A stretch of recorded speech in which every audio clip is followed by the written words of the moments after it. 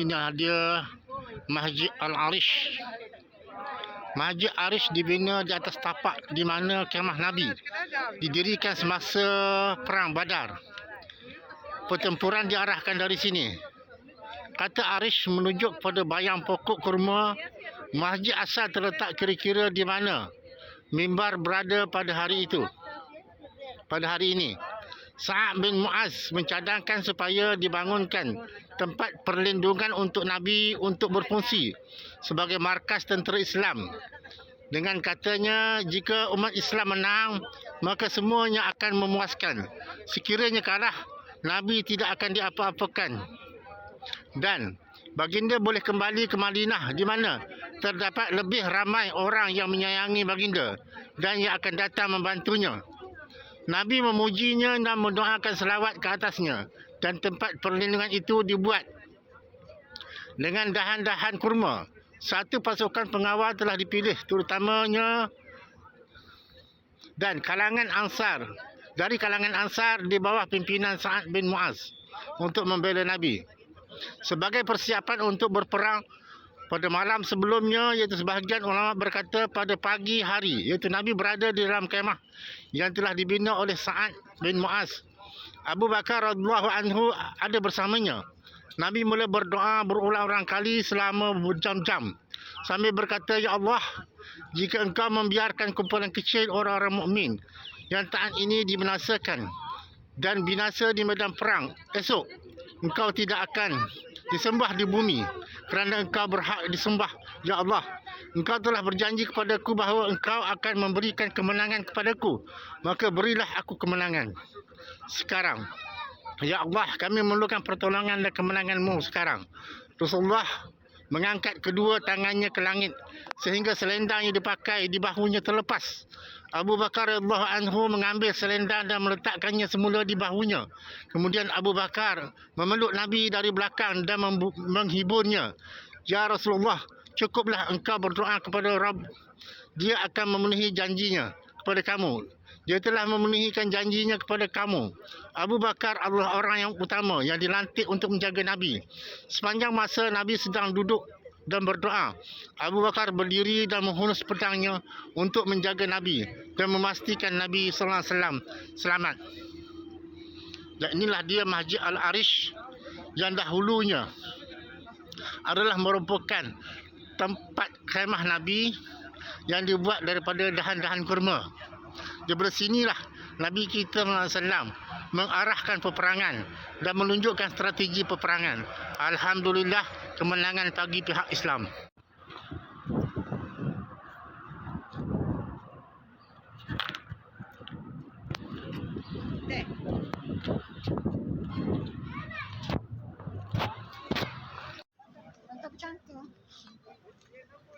Ini adalah jalan untuk menuju ke tempat kubur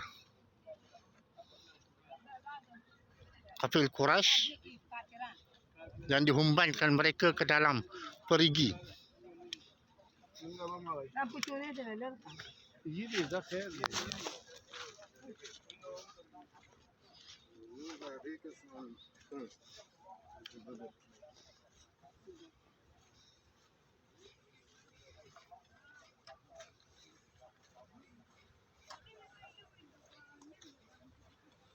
Ianya berhampiran sahaja dengan Masjid Al-Arish.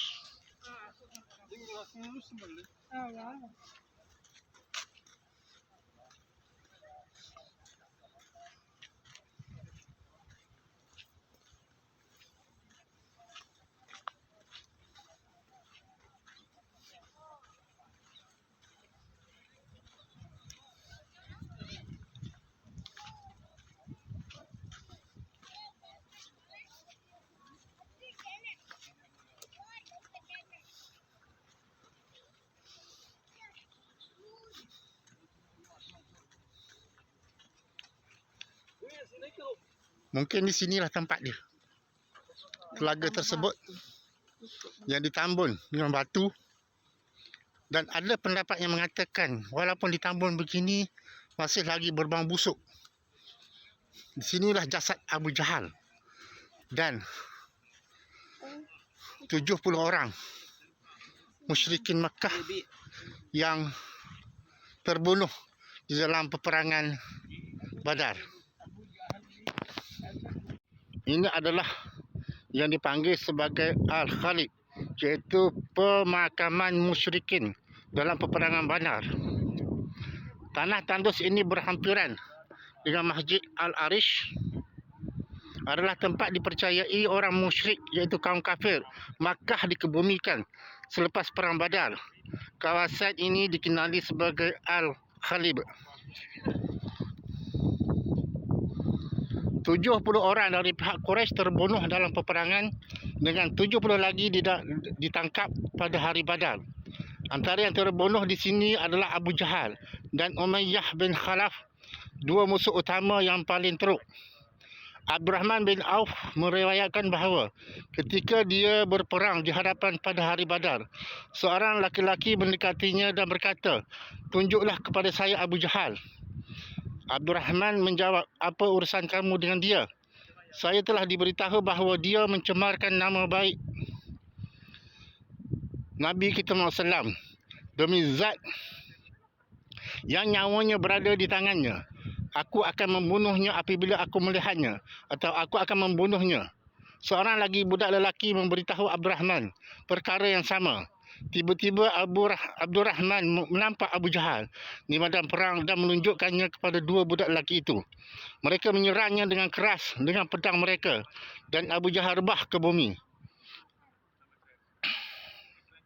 Selepas pertempuran itu, mereka berdua menghadap Nabi Muhammad SAW. Masing-masing mendakwa telah membunuh Abu Jahal.